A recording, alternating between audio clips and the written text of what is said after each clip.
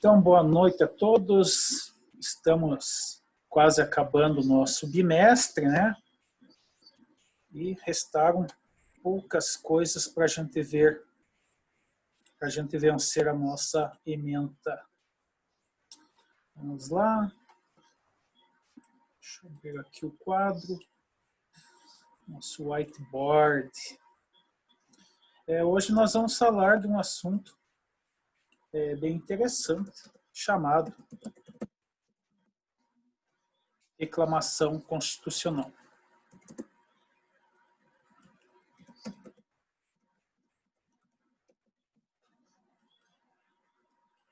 Então, a reclamação constitucional, ela é uma construção, né, da doutrina, né, da jurisprudência do Supremo, tá, em que pese a constatação de que muitas vezes, né, o Supremo lá ao exercer o controle de constitucionalidade, né, o controle de constitucionalidade abstrato ou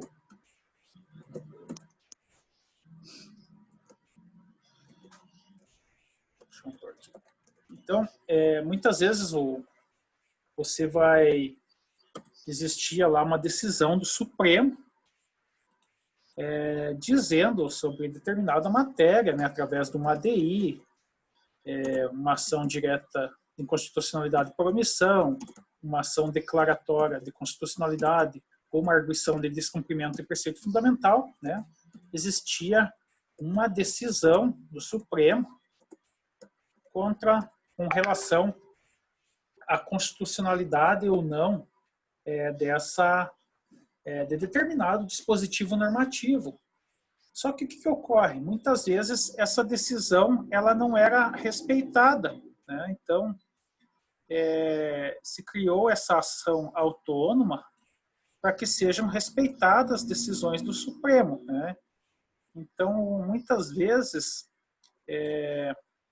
se notou que, ainda que o Supremo dissesse que determinada normativo abstrato era inconstitucional ou constitucional, tribunais inferiores ou até mesmo a administração pública não seguia aquilo que o Supremo decidia. Então, vamos recordar aquele exemplo que demos da Lei Maria da Penha, né, em que tese a Lei Maria da Penha ter sido objeto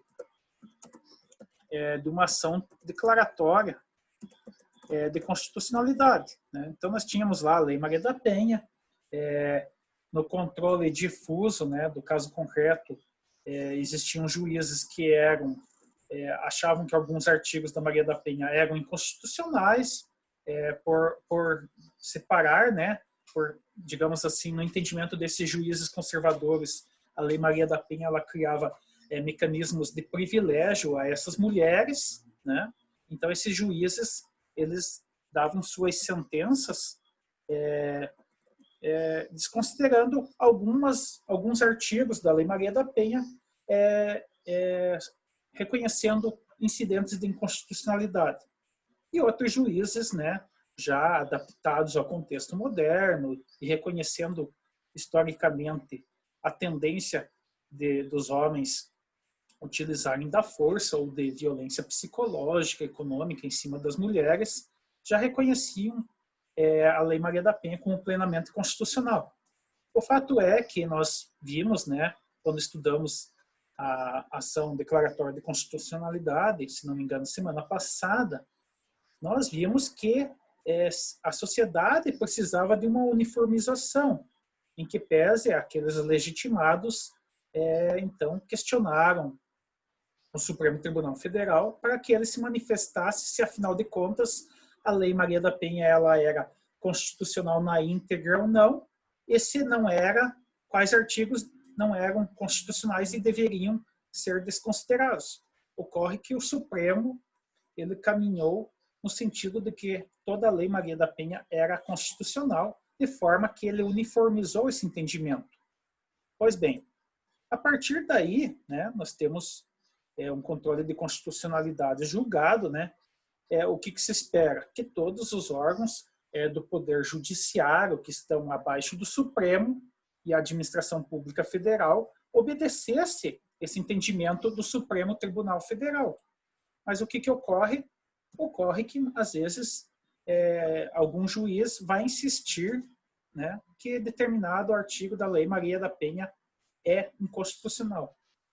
E daí, qual é o remédio que eu tenho para questionar esse descumprimento por parte de um juiz de uma decisão do Supremo? O mecanismo que eu tenho é justamente o que se chama na doutrina a reclamação constitucional. Tá? Vamos pegar onde ela está prevista, deixa eu só buscar aqui no texto constitucional. Nós vamos ver que nós temos uma previsão expressamente desde a Constituição de 88, né? Nós vamos lá no nosso artigo 102, né? Um artigo que trata das competências originárias do nosso Supremo Tribunal Federal, tá? Então, deixa eu só copiar aqui para vocês terem a real noção do que ocorre. Ctrl+C.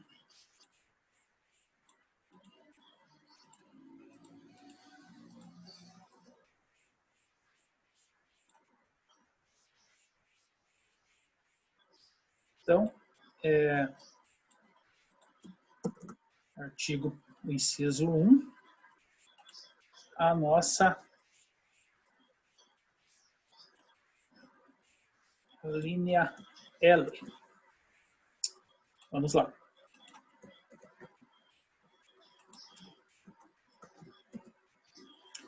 Então, né, nós temos lá no nosso artigo 102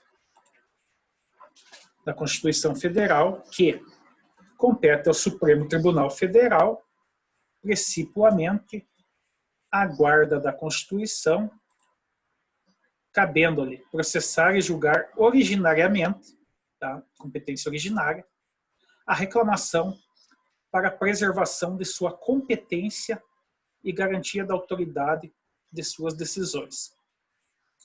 Então, isso aqui já está no texto desde 88.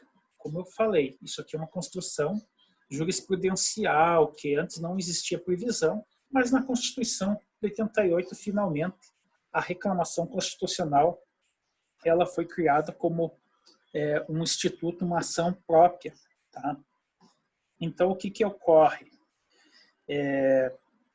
Nós temos, a partir de então, essa ideia de que, uma vez que uma decisão do Supremo, seja através de uma súmula vinculante ou uma decisão, né, de controle de constitucionalidade, como é o objeto dos nossos estudos, né, uma vez que uma autoridade judiciária abaixo do Supremo ou administração pública federal, né, leia-se Poder Executivo, emita algum parecer, alguma decisão contrária ao STF, eu poderei entrar diretamente no STF, né, com a reclamação constitucional.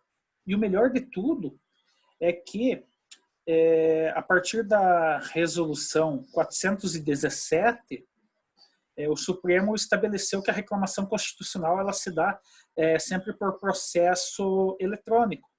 Tá? E a partir daí, né, você não precisa mais bater na porta lá em Brasília do Supremo. Você, aqui em Ponta Grossa, né, ou lá no distrito do Guaragi, ou lá em Ipiranga, né, seja o lugar que você tiver tendo um acesso à internet, você pode impetrar a sua reclamação constitucional se verificado essa violação. Tá? Então, isso facilitou muito a vida dos advogados, né?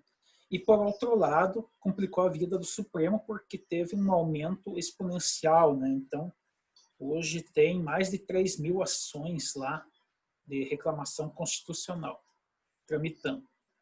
Mas isso é um problema deles, né? Quem mandou eles quererem ser ministros do Supremo. Pois bem, brincadeiras à parte, né? Vamos seguir aqui, tá? O que vocês precisam saber também? A reclamação constitucional, ela adquiriu uma importância tão relevante que ela já veio agora impressa, né, no novo Código de Processo Civil, tá? Então, eu já vou copiar aqui para vocês verem a importância que a matéria tem, tá? Deixa eu só ajeitar aqui. Está aparecendo aí para vocês? Sim. Deixa eu só arrumar aqui, porque eu tenho que pôr o texto compilado.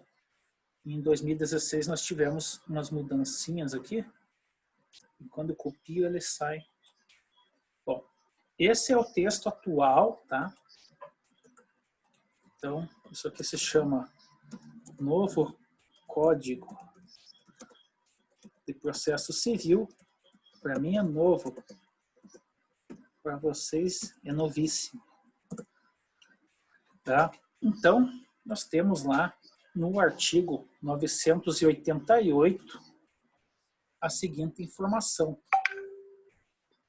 que caberá a reclamação da parte interessada ou do Ministério Público para preservar a competência do tribunal. Tá? Então, essa preservação de competência vai se dar quando eu tenho um dispositivo ou constitucional ou determinada lei dizendo que compete a tribunal específico julgar, né, determinadas ações. Isso é muito comum em relação àqueles entes, né, os agentes políticos, que têm o famoso fórum privilegiado. Tá? Mas eu vou dar um exemplo aqui que ele foge do fórum privilegiado. Tá? Então, vamos imaginar que nós temos uma discussão de uma relação comercial, né, em que o Estado do Paraguai, né, o Estado-nação Paraguai, está vendendo, sei lá, o que o Paraguai está vendendo. Vamos imaginar que ele está vendendo arroz, né, embora eles plantem outras coisas também, né. Vamos imaginar que eles estão vendendo arroz para o Brasil. Aliás, não, vamos discutir a nossa hidrelétrica de Itaipu, né, onde 50% do que é gerado de energia pertence ao Paraguai, né, e como eles não usam isso, dado o tamanho reduzido do seu estado, né, esses 50% que eles têm direito da produção de energia, eles vendem boa parte para o Brasil. E vamos dizer que o Paraguai não concorda com um determinado preço, acha que o Brasil está pagando muito pouco pelo valor do quilowatt-hora, né, que eles vendem para o Brasil. E o governo do Paraguai pega lá o seu advogado lá, vamos imaginar um advogado equivalente ao nosso advogado-geral da União, só que do Paraguai, e ele ingressa com uma ação no STJ para discutir a questão do reajuste tarifário, né? O Paraguai quer receber mais e o Brasil quer pagar menos, né, que está no contrato, mas eles buscam revisar esse valor. Ocorre que está estabelecido em lei, né, que a relação entre estados deverá ser julgado originariamente pelo STF. Né? Então, ou seja, eu tenho aqui o ingresso no local errado. Então, ingresso com uma ação no STJ. Né? Então, o governo paraguaio ingressou com ação no STJ pedindo para julgar, né, esse litígio, né, esse contencioso contratual envolvendo Paraguai e Brasil. O STJ pode julgar isso?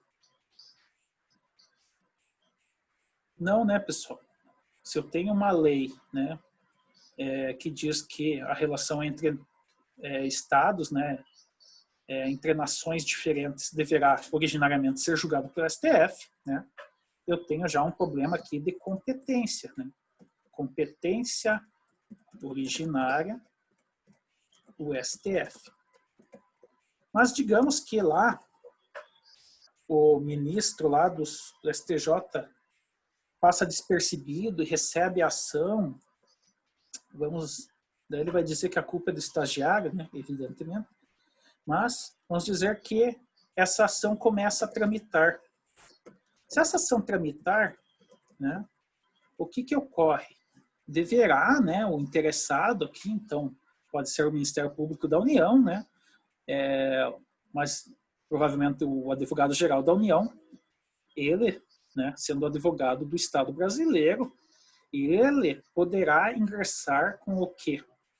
Com a nossa famosa reclamação constitucional. Tá?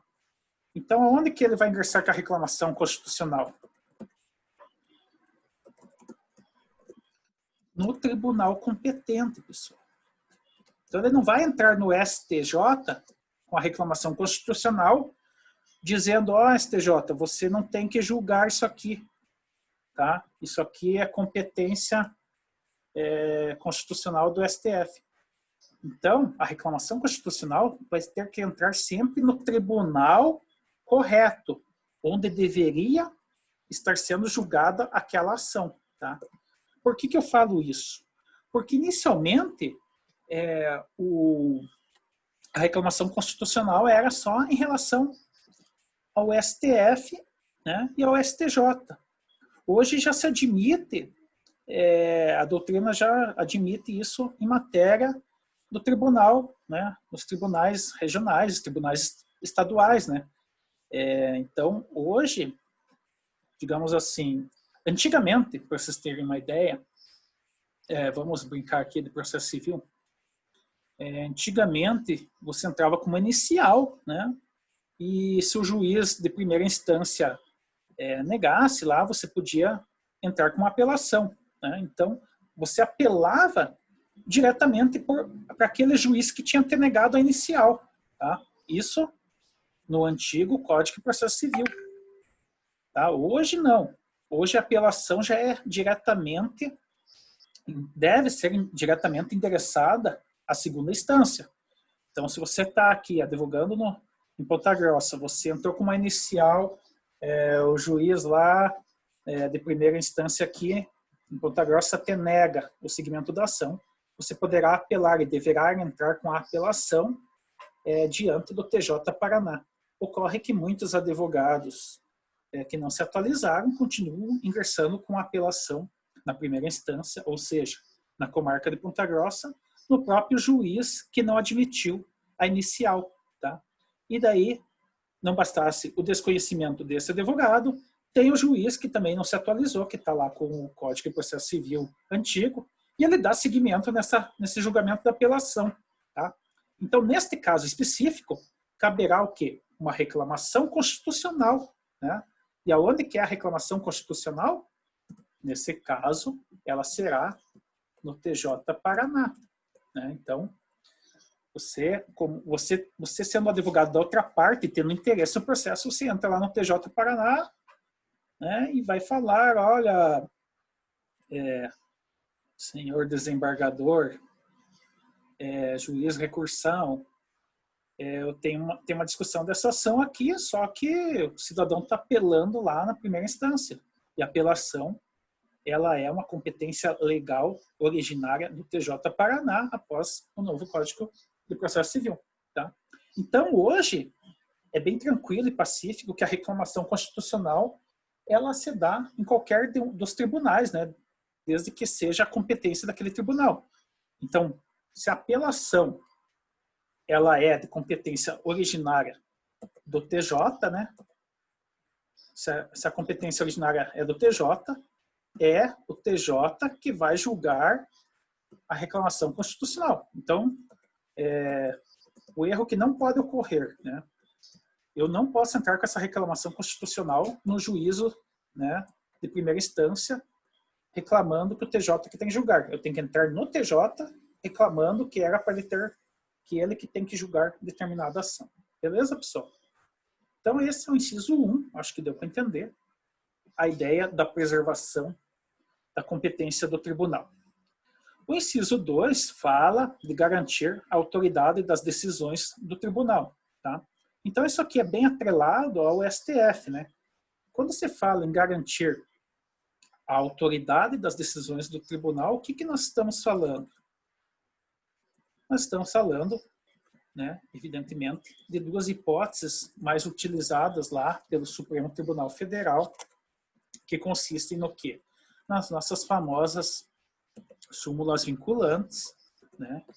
Então, determinadas matérias, o Supremo edita súmulas vinculantes e, a partir de então, todas as decisões do Poder Judiciário abaixo do STF ficam vinculadas. Tá? Então, temos as súmulas vinculantes e temos o controle de constitucionalidade. Então, tudo aquilo que a gente estudou de controle de constitucionalidade em nossos 2 bimestres, né? Todas aquelas ações que vocês viram, né? ADIM, ADC, ação direta de inconstitucionalidade por omissão, ADO, ADPF, tudo isso aqui, né? Uma vez conquistado a decisão de constitucionalidade, uma vez que ela não seja cumprida, eu vou me socorrer de uma ação autônoma chamada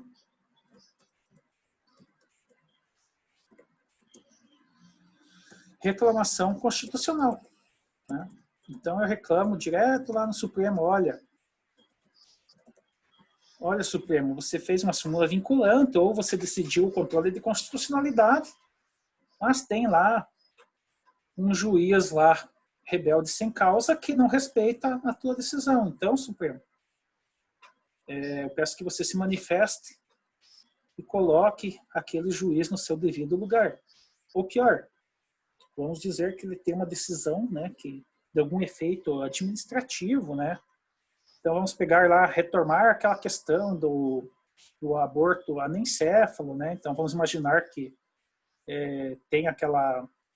já tem aquela decisão, né, da ADPF 54, se não me engano, onde o Supremo disse que o aborto do feto anencéfalo ele é constitucionalmente garantido, embora não esteja previsto nas hipóteses em que o aborto é legalmente autorizado, né, que não há pena lá no Código Penal, artigo 128, se não me engano. Então, o que, que ocorre?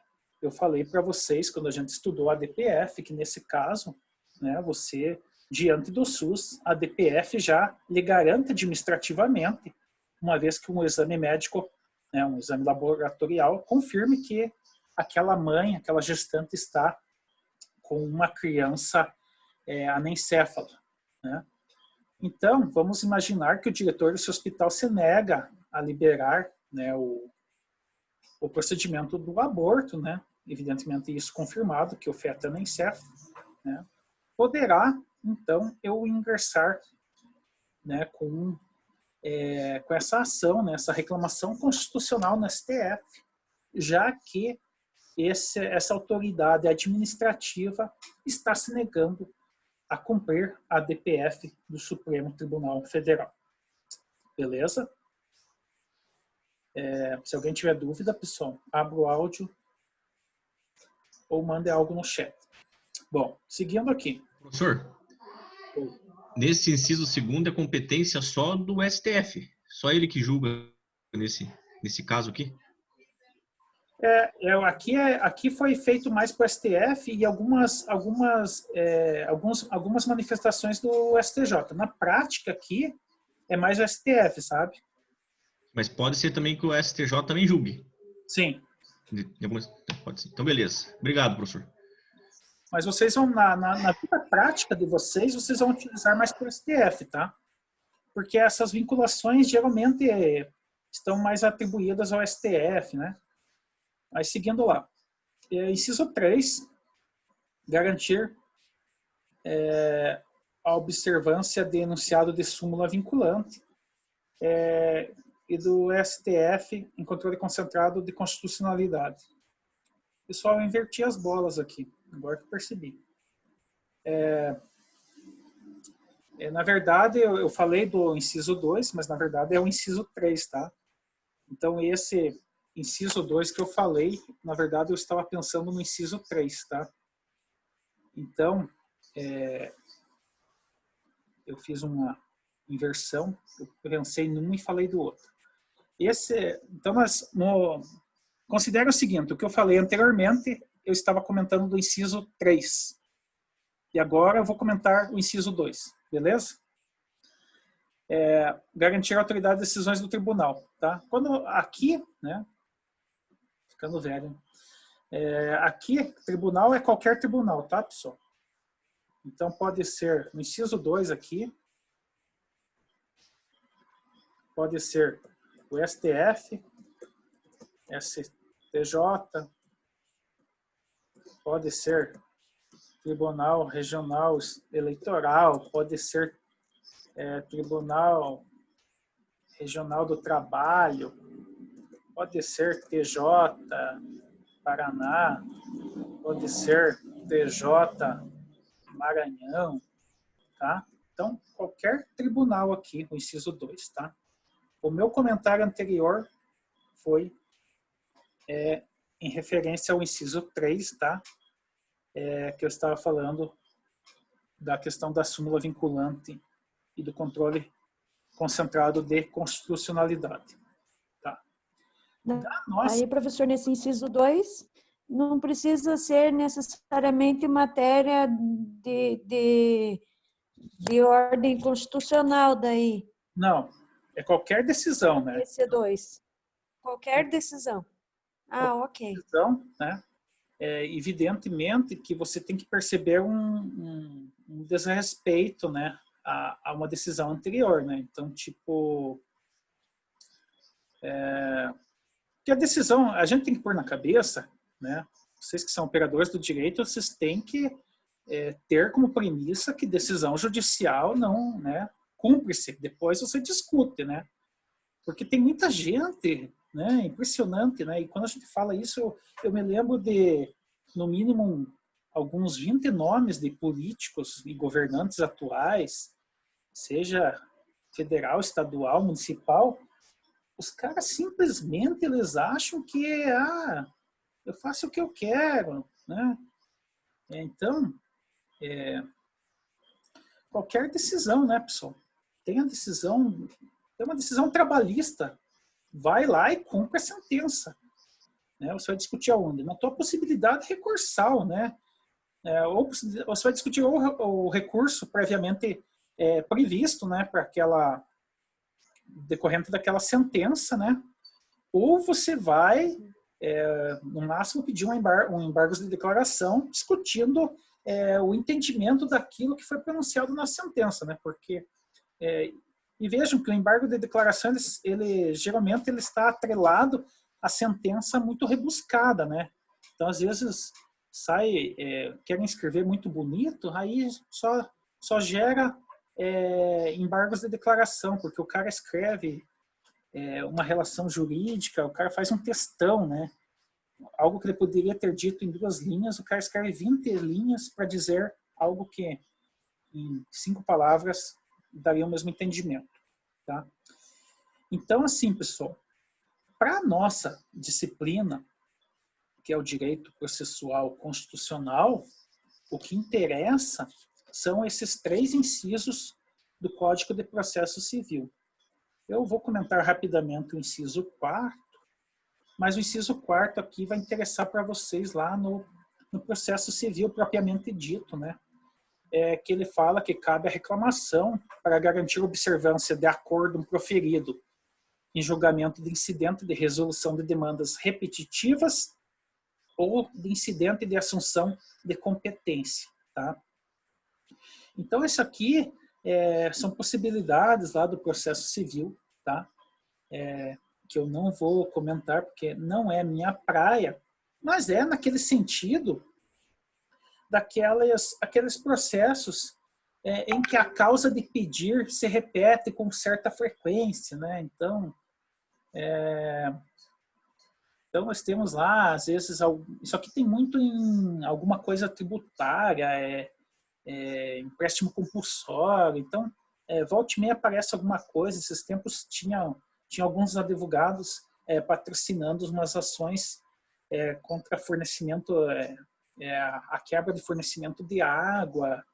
Enfim, de tempos em tempos aparecem aquelas ações, né, que viram modinha, e daí tudo que é advogado, geralmente, em início de carreira, né, aquele advogado que tem que abraçar tudo, né, faz tudo. Então, ele pega isso aqui, daí vira aquela coisa, né, modelo circulando em WhatsApp, de e-mail, e daí o camarada sai aí falando que tem a possibilidade de um ganho entrando com essa ação, tá? Então, quando começa a pipocar essas ações lá, então vamos imaginar que começa a entrar um monte de gente contra a Copel, contra a Sanepar, e daí, num certo momento lá, começa a pipocar aquilo no TJ Paraná, tá? Então, eles tentam uniformizar a decisão, né, para casos semelhantes, tá? E aqui é justamente em relação a esses tipos de situações, tá? Evidentemente, a reclamação nesses casos, né, a reclamação constitucional vai ser naquele TJ, né, de competência, né? O próprio, digamos, o TJ Paraná, ele fez esse acórdão com esse incidente de resolução de demandas repetitivas ou de assunção de competência, né? Se ele, o TJ que fez isso, ele mesmo que vai, no caso, trabalhar essa reclamação constitucional, tá? Em que pese quando isso? Quando um juiz de primeira instância ou um juiz de execução lá, execução fazendária, levar contra esse acórdão já fixado, tá, pessoal? Mas esse inciso 4º, para fins do objeto da nossa disciplina, não vai nos interessar, tá? O que vai nos interessar são os 3 primeiros, né? Então, lembrando que o primeiro é da questão da competência, quando esteja previamente, né, expresso, né? Porque se não há a competência originária, quando ela existe, ela vem expressa algum dispositivo legal, né? Ou ela vem lá na Constituição, ou ela vem numa lei complementar, dizendo que determinada matéria pertence a determinado tribunal originariamente, né? Bom, então a ideia é essa, né? A preservação da competência, né, dos tribunais, já vimos isso. Vimos a questão de garantir a autoridade das decisões, né?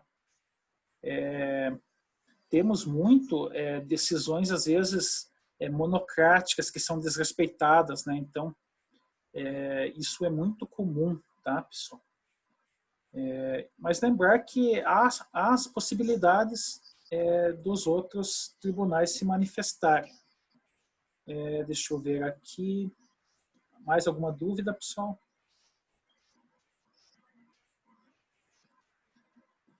Essa matéria aqui, ela é bem tranquila, tá? O pessoal tem me pedido que eu enxugasse mais as aulas para poder responder as aulas lá no AVA.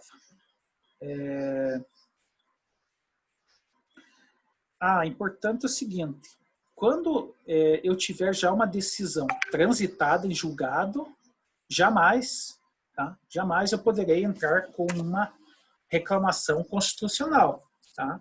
Então, a reclamação constitucional, isso está lá, inclusive no artigo 988, deixa eu ver aqui, se não me engano, no parágrafo 5º, deixa eu ver. Então, lá, no parágrafo 5º do artigo 988 está lá que é inadmissível a reclamação, inciso 1, proposta após o trânsito em julgado da decisão reclamada. Inciso 2, proposta para garantir a observância de acordo de recurso extraordinário. com repercussão geral reconhecido ou de acordo proferindo julgamento de recurso extraordinário ou especial, repetitivos, quando não esgotadas as instâncias ordinárias. Então, o que é isso aqui? Isso aqui é para dar segurança jurídica, né, pessoal? Evidentemente, se transitou em julgado, não há mais o que discutir, né? Nós temos para isso lá ações revisionais, né, às vezes com outros nomes, mas a reclamação constitucional, digamos assim, é uma ação, né, uma ferramenta para corrigir o curso das coisas, enquanto ainda a gente tem algo a discutir, né? Então, ingressou com uma ação que tinha que ingressar no STF, mas ingressou em outro tribunal, né, eu tenho a reclamação constitucional. E também, né, para preservar essas decisões, né? Essas são as questões mais importantes, tá? Era o que tínhamos para hoje, tá, pessoal? Eu já atualizei lá o AVA, lembrando que tem lá uma questão bem simples de cada assunto, né? Então, faça um esforço, vamos terminar antes hoje, para responder a questão, tá? Entra lá, clica ali no nome da aula, tá? Não vamos criar novas salas, clica na aula lá. Por exemplo, lá já está lá o link lá, aula dia 4 de junho. Você clica em cima de onde está escrito aula 4 de junho, vocês vão entrar lá, vai aparecer a questão sobre o assunto dado hoje. Beleza? Faz lá, posta lá para a gente poder validar as presenças, né, e possibilitar que os colegas de vocês que não podem estar online possam assistir lá no YouTube e responder as questões. Temos mais um minuto. Algum questionamento? Então é o seguinte, pessoal, sobre o trabalho, tá? Justamente aquela DPF e ação e aquela ADIM que eu dei no trabalho, elas tratam da mesma temática, tá? Não fui eu que escolhi, né? Então está na nossa ementa, né? A gente tem que trabalhar aquilo lá. E uma forma, né, da gente trabalhar é justamente que vocês se posicionem, tá? Não precisa que vocês leiam todos os votos de todos os relatores, mas de repente vocês façam lá, gostam de um determinado ministro, né? Então vocês podem comentar o voto desse determinado ministro, né? Então vocês tenham liberdade de ação, tá? Então o intuito é que vocês saiam mais críticos da faculdade. Era isso que tínhamos para hoje. Dúvidas, me chamem no WhatsApp. Boa noite a todos.